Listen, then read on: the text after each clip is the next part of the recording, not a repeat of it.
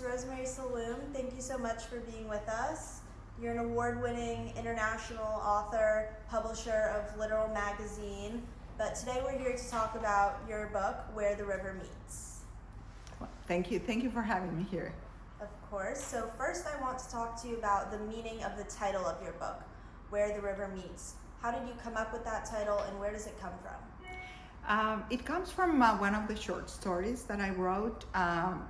There's this cow that has its own kids to sort of speak, and the kids find out that she's dead. She has been killed by this car accident, and well, I was trying to write down that scene.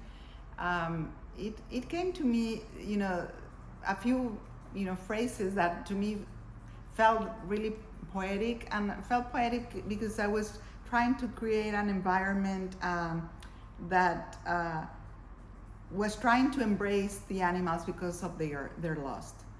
So one of those phrases is where the river meets, and I decided that I wanted that for a title of the book.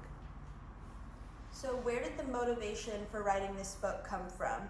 Did you do a lot of research on animals in the past, or maybe did you observe a certain animal interaction that inspired you? It was a very intuitive process. When I finished the book, I was surprised myself of finishing a book that had to do with animals. Not necessarily animals are subject that I write about all the time.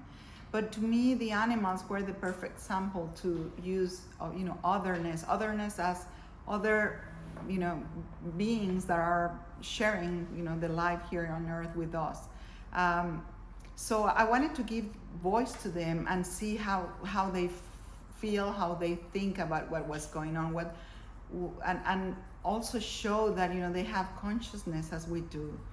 They might not express it with words or in a verbal format, but they do have consciousness, and I wanted to show that in the short stories. And of course, there are other things that I wanted to do with the short stories, but mainly it was a very intuitive process that came out to me suddenly, and I was just following that voice that was kind of very vivid inside me. I felt the need to write about animals, and I laughed because it was surprising to me. I was in awe just to see those short stories that came out in a very spontaneous way, because I was not planning to do or to write about animals. So speaking about the theme of otherness and wanting to express yourself, is this a theme that you find consistent in your other books as well? Or did you specifically want to express that theme when using the subject of animals? It's really interesting, the question, because now that you say that, it's funny, I was talking to a publisher the other day, and she came out also with that subject, how sometimes otherness is a common theme in my writing. And it has to do with the fact that I was saying, the humans versus animals. All of us have consciousness, but also the fact that I'm an immigrant. I was born in Mexico City, but I was the daughter of immigrants that came from Lebanon. Then I moved to the United States, and so then I became also an immigrant here. And there's this sense of not belonging. There's a sense of otherness. Sometimes I feel like the other, the outcast, the one that is outside of what's happening in the world, and it has to do with the reality that we are living in, but also the history, my history, and my ancestors' past also. So there's always the sense of no, I do not belong. When I was young, I was trying to belong. Now I'm very comfortable with that fact. I don't fight it anymore. But the feeling is still there.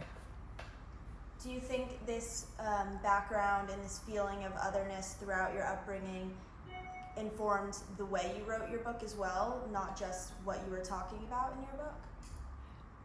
The form of your book? Like that, now that you say that, yes, I'm still trying. It's funny because I'm still trying to understand the book that I wrote. But yes, the that feeling of otherness had determined the way the way this book came out, the format, the subject, the stories that take place inside the book. Yes. How do you think this theme of otherness influenced the format of the book? Do you think that is part of why you chose to make it a collection of short stories instead of one longer story, or maybe was that for another reason? The fact that I wrote short stories is because I'm a short story writer. That's a format that I really feel very comfortable with. I feel that I can do a lot of experimentation with it. I can, change, the way I write things, and I still feel that I'm in control. But the fact that I chose animals, yes, now that you ask, I think it has to do with that otherness that it has been present in my life all the time. Through the format of multiple short stories, what is the message that you want to send to your readers? What I wanted my readers to find out through reading these stories is the fact that there are many levels that are taking place in these short stories. One of them being animals as the main characters. Another one is, the fact that I want my readers to understand that, we have to be more respectful, that we are sharing this earth with them.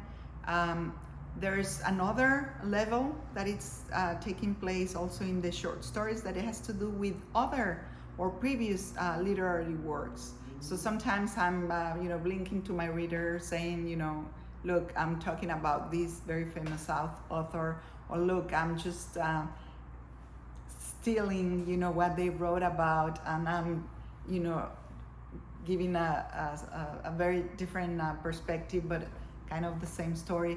So there are many levels that I'm working on the book, and I want my readers to the ideal thing would be that they could understand all the levels that I'm throwing at them. How do you think that people can use that message of tapping into the consciousness of animals to discover a world outside of the human perspective and maybe understand the animal's perspective a little bit? I think a lot of people will be in disbelief, or people will say, no, that's not. I don't like that. But now that we see the behavior of animals with the climate change, how it has affected not only us but also animals, because we are in the news. All you see is the climate change. Yes, of course it's affecting us, but also the animals, and we never talk about them. It's also affecting them. How they are killing, how they are dying, some of them becoming even more aggressive. Some of them are getting into extinction because they do not have the right conditions to live. So the book is also trying to raise that consciousness about how this is affecting all of us, not only humans. So do you think that the theme of climate change and how that might be affecting animals as well influenced why you wrote such violent stories and why you used the language that you did? Yes, in a way it did. But also violence has to do with the understanding of yes, we have rules, we have civilizations, we have laws, but inside the houses or inside the environments where those laws do not apply or do not get inside the houses, how the violence takes place. Under a ceiling where nobody's looking at you or nobody's watching, how will you behave? Like Plato used to say, do men keep being just? Justice takes place when there are not witnesses? Well, that's a question that I was asking myself, and I found out that no, when people are not being seen, they are not necessarily moral or ethic, and they do things that are bad, that could be even called evil. So, talking to you more deeply about this book, it sounds like you're tapping into a lot of deeper moral and ethical concepts that you might not see from the surface based on a story about animals and animal-human interactions. So, with that, who do you think your audience for this book is? Do you see it as a younger generation, or maybe only someone that can understand these deeper concepts? I think it could. The readers could be anyone that it's people who are interested in what's going on in the world, and of course there will be readers that will find out that there are a lot of philosophical concepts inside a book that looks very very simple, simple, because the language could look simple, but it's not at the same time. So it's I was trying to master the fact that I was trying to tell a story in a very accessible way, but at the same time I was trying to load that language with a lot of philosophical questions that need to be raised and need to be thought of, especially now that climate change is so bad, where everything about democracy is changing, everything about ethics is changing, and the book, and I want to mention this specifically, the book is not trying to be a moralistic book. It's not a book about fables that are talking about animals. It's a book that is talking about is raising questions. Are we doing the right thing? Is this right? Is this wrong? Is a mother doing, being abusive with the kids? Is husbands and wives killing themselves inside the houses? I mean, what's really going on in reality? That's the questions that I'm trying to raise, more than trying to teach a lesson. No, I'm not trying. Literature does not teach us lessons. The objective of literature is to make you think and make you come out of after you read a book or seen a good movie that is based on literature. You are not the same person once you have seen that movie or once you've read that book, because now you think different. Can you talk a little bit about the illustrations that you included in the book? How do you hope that they will complement what you are writing about? I'm happy that you asked that question. The illustrations were done by Rita Basulto. She is a filmmaker. She's very much into animation. She worked with Guillermo del Toro in producing the movie Pinocchio. She's the same person, and I was really happy and thrilled and privileged to have those drawings done by her. I've seen her movies. She specializes in short movies, short films, and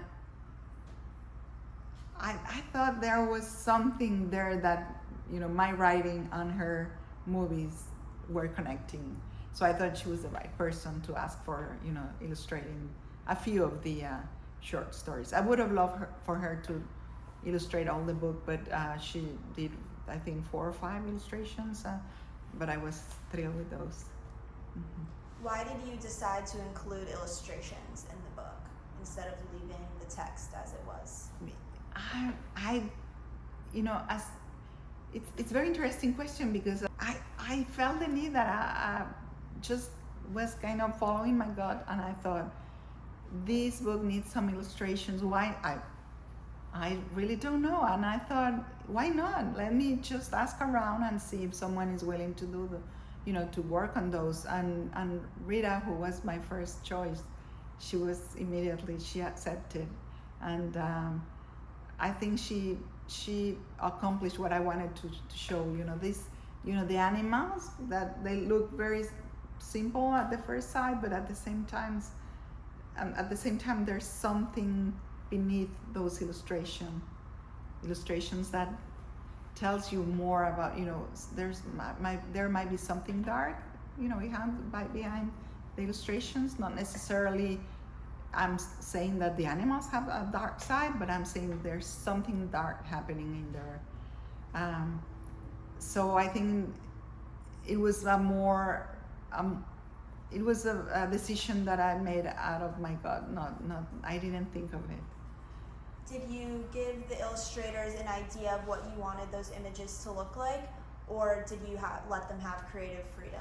No, I let them have creative freedom because I knew her work, and I knew she was going to kind of get the idea of what I wanted, and she did. Yes. Do you have anything else you'd like to share about the book? Not really. I'm just thrilled to be here with you, talking about the book, and just to be happy to get more readers and people to get to read the book, to understand, that we are not alone in the world. There's other beings that we need to be more respectful for. Well, thank you so much for joining us. Thank you.